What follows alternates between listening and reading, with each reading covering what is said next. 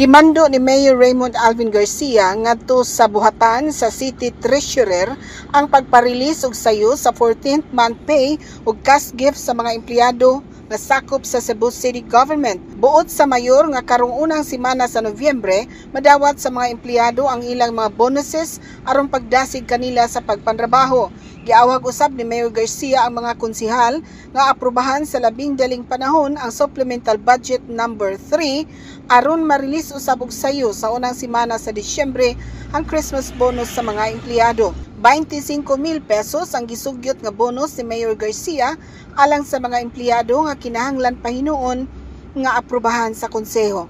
Already instructed Ma'am Ivy and the ones in accounting as well as the budget office to fast track the release of the year-end bonus or 14th month pay together with the cash gift.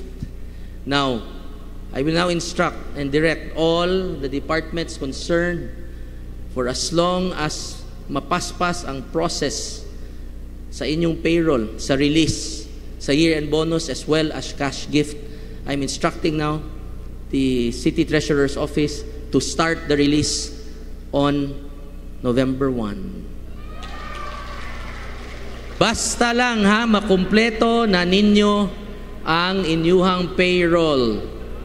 So you prepare it immediately and ASAP kay para ma-process na, and the start of the release can be on November 1. Unsa man ang November 1? Holiday man na?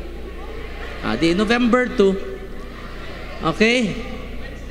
Pero kanus man taon ta nag-release og mid-year og cash gift first week pa sa November, release na dayon ta.